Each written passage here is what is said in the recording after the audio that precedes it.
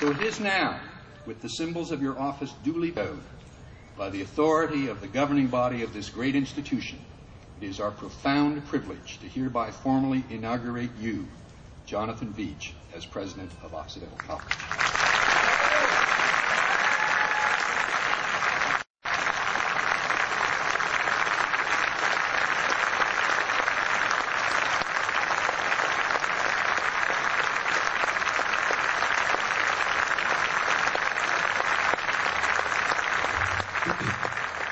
I want to begin by thanking you, distinguished speakers, invited guests, my esteemed predecessors to this office, members of the faculty, students, staff, alumni, board of trustees, colleagues, former teachers, mentors, family, and friends. I want to especially thank Jean Lang and Jean Tobin, who have been my vehement supporters throughout. And I also want to thank our magnificent composers, Bruno Boucharon, Jennifer Logan, and Andre Meyer. I'd also like to thank Linda Like, whose beautiful mural set the tone for all of this. Let me say at the outset that I'm somewhat daunted by the task before me. I concur with Drew Faust, who upon her installation as Harvard's 28th president, observed, inaugural speeches are a peculiar genre. They are, by definition, pronouncements by individuals who don't yet know what they are talking about. Or we might more charitably dub them expressions of hope unchastened by the rod of experience. And then there is the purple prose associated with the occasion, a past of thrilling interest, to quote one such address, saturated with a spirit of sacrifice and heroism. I can assure you that these words were not uttered by any of my distinguished predecessors who are here among us today, but rather by a former president who is in a place where he cannot sue for damages. I will do my best to avoid that sort of thing, though I'm afraid that a certain amount of prose, purple prose, is endemic to the occasion.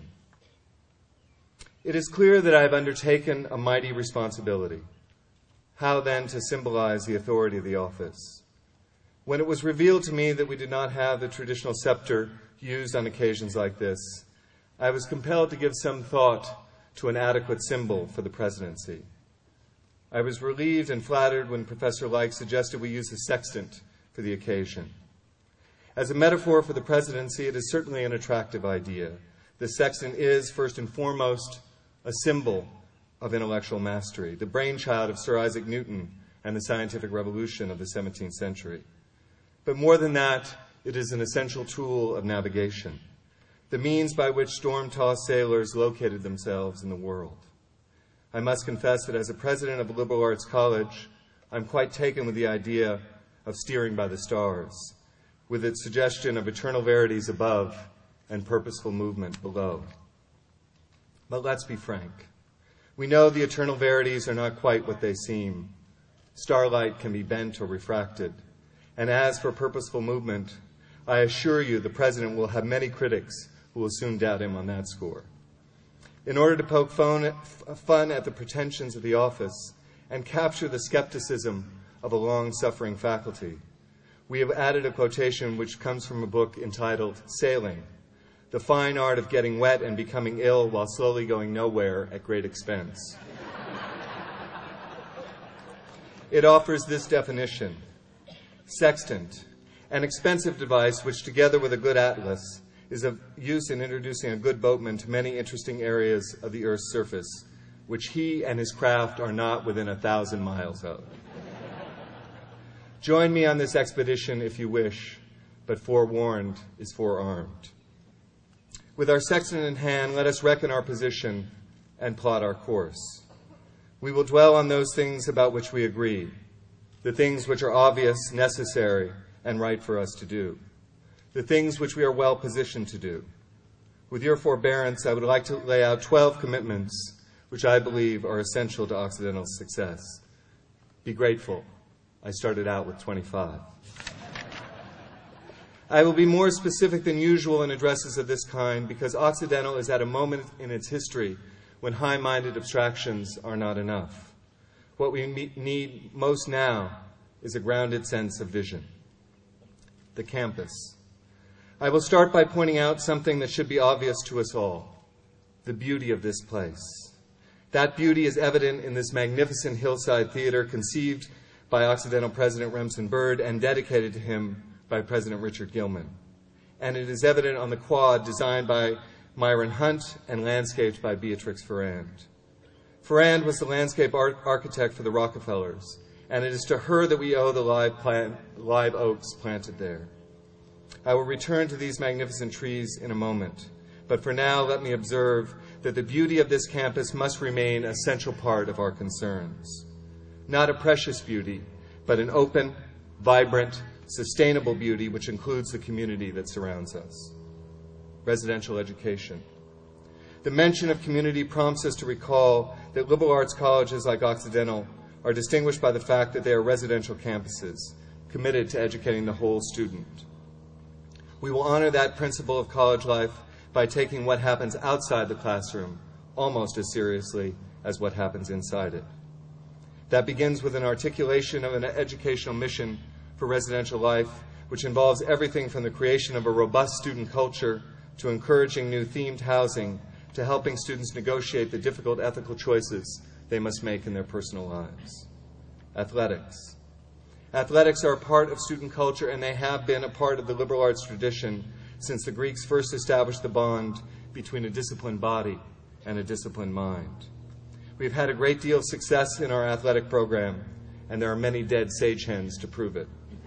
What we do not have are adequate facilities in which to train our athletes and showcase their talents, nor are we able to provide our female athletes with the support they deserve. We must do better on both counts.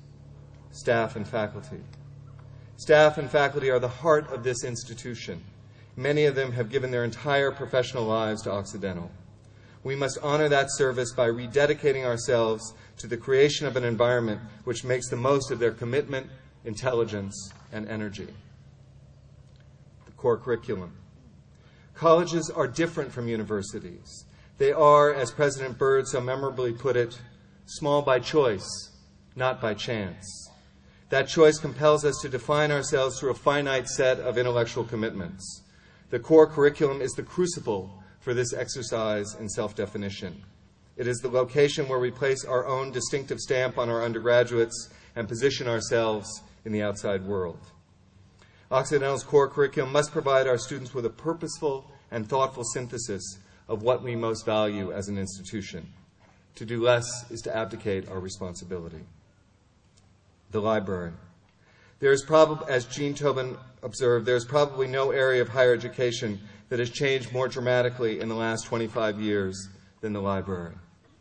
Occidental's library needs to be transformed into a dynamic intellectual commons in which the college's primary commitments are made visible to all, bringing together advanced digital resources and the skills needed for using them effectively, supporting both the core curriculum and advanced undergraduate research, innovative teaching, and the critical skills of writing and quantitative analysis. Science. Occidental has a long and distinguished tradition in the sciences. According to a 2008 National Science Foundation report, we are one of the country's top producers of students who go on to receive doctoral degrees in science and engineering, equal on a proportional basis to UC Berkeley. In order to maintain our success, we must continue to provide our students and faculty with up-to-date laboratories and the instrumentation they need to do their research. At the same time, we must articulate a vision for science and general education that will engender a respect for scientific methodology and an understanding of the basic principles of science among non-majors. The arts. Los Angeles is a city of artistic ferment. Occidental can and should participate in that ferment by bringing extraordinary writers, dancers, choreographers, painters, sculptors, composers, actors, and directors here on a regular basis. We should commission bold new work, both temporary and permanent, from them, making Occidental a hive of avant-garde activity. At the same time, it is imperative that our students are exposed to the most acclaimed examples of artistic expression, not just once in a while, but through a sustained and thoughtful collaborations with some of the leading cultural institutions in this city.